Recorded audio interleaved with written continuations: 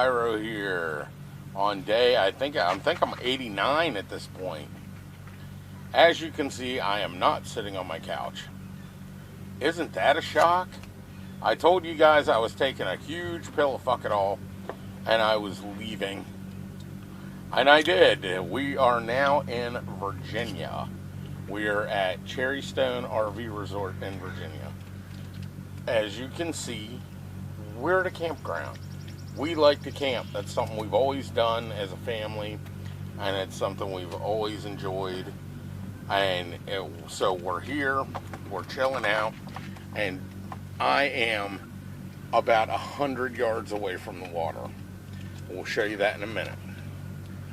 On a first note that I want to touch on today, thank you guys for the support for the missing dog.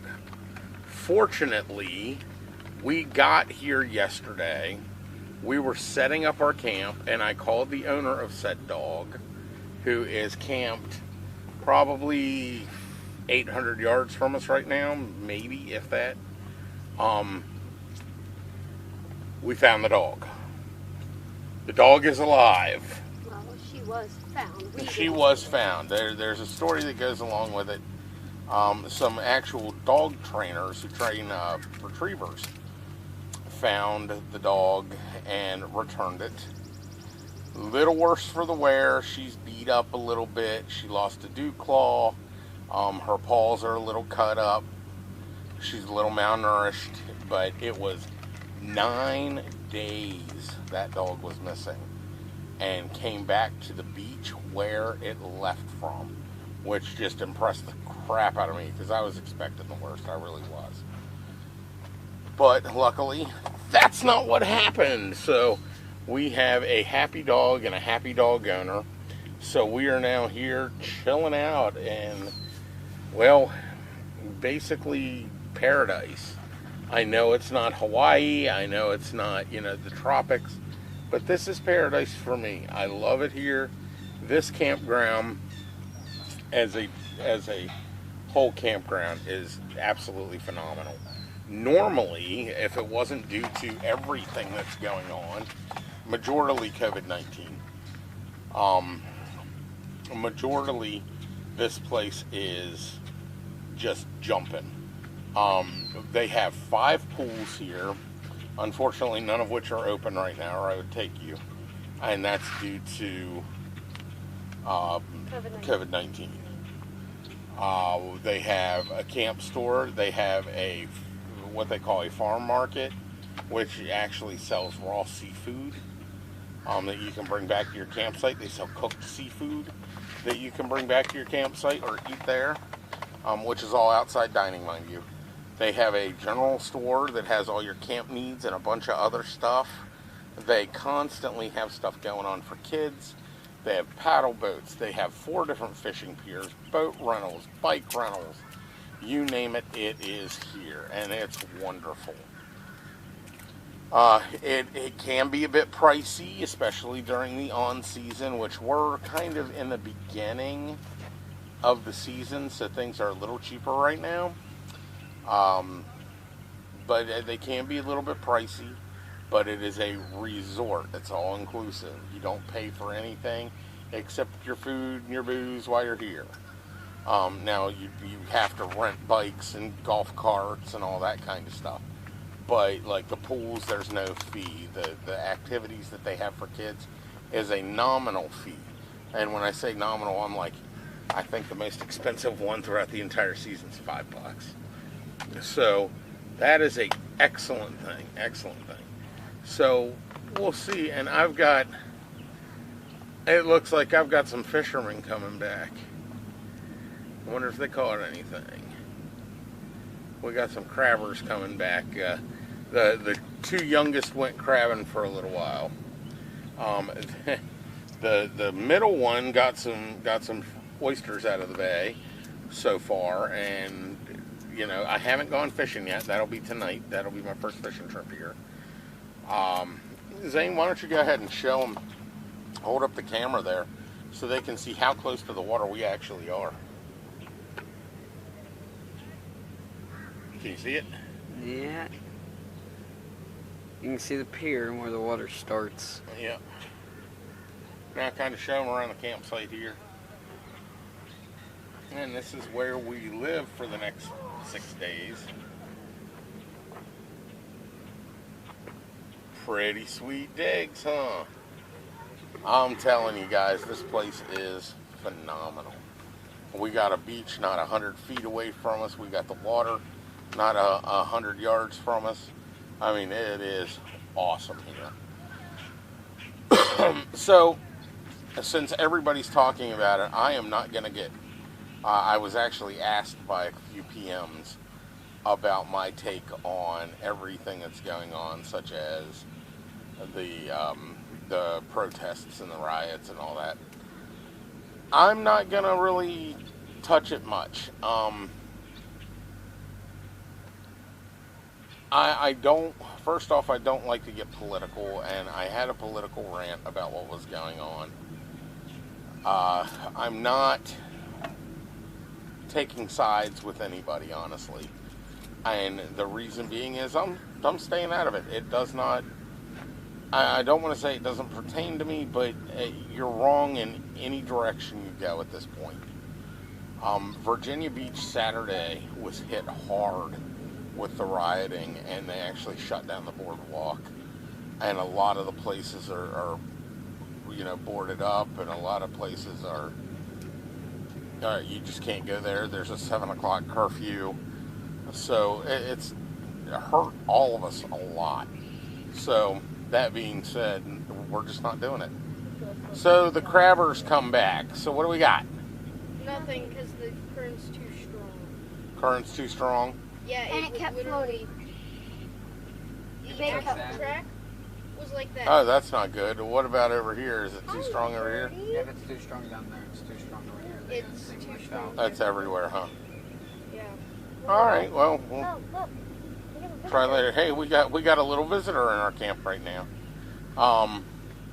You won't be able to see that on What's camera. time check?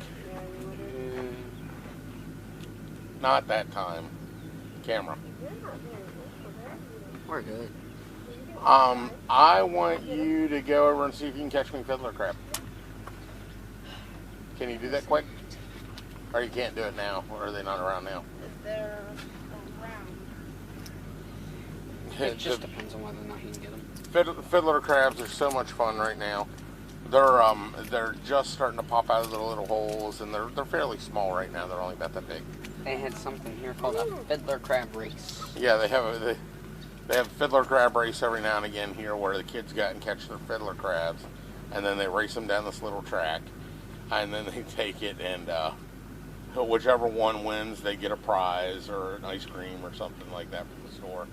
And then they release the fiddler crabs back into the wild, which I thought was pretty cool. Well, the ones that, I guess, survived. But believe me, fiddler crabs are abundant.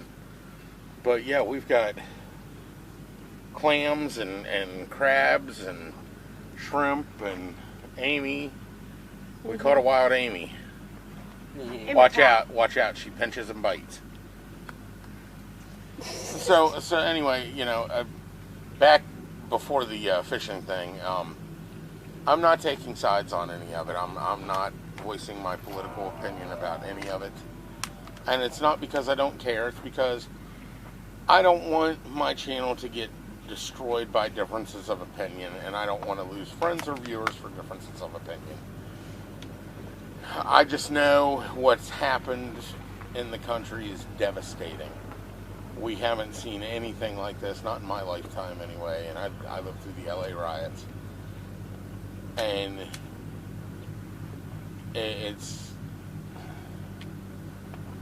hard to sit back and watch the country that we all absolutely love and the freedoms that we have in being in this country fall to shambles over two major things. One of being is COVID-19, which has hit us all hard. It's all but destroyed the economy. I know people with businesses that have lost their businesses.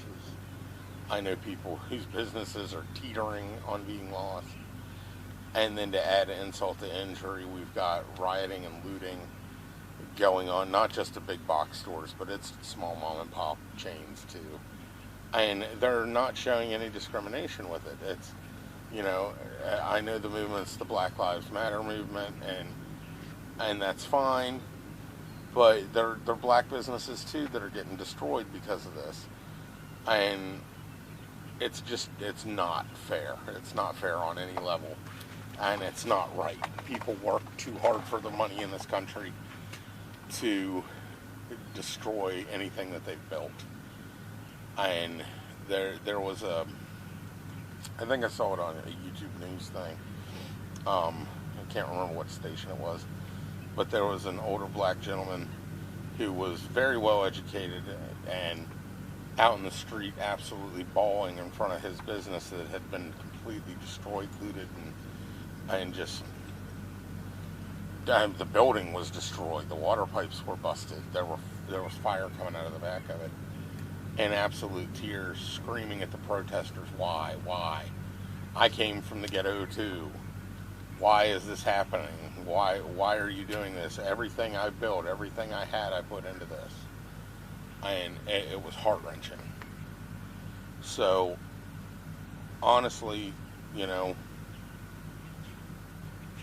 I don't want to get politically involved with it.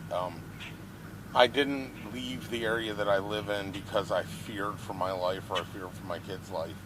I left the area I live in because I like it here. It's fun. And our friend asked for help. And our friend asked for help.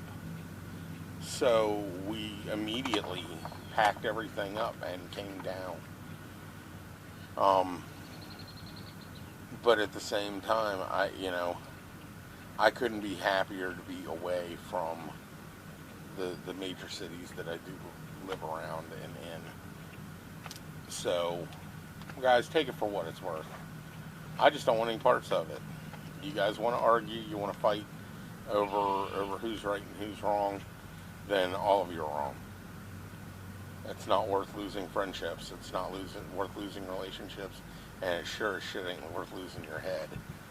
So keep that in mind the next time you decide to argue about it. You know, what we need to do right now is everybody just needs to kind of chill out and take a deep breath and look at the devastation that our country's already been through and ask ourselves, do we really need more? Seriously? I don't think so. So, there you go. There's my take on it. So anyway, back on a non-messed up note.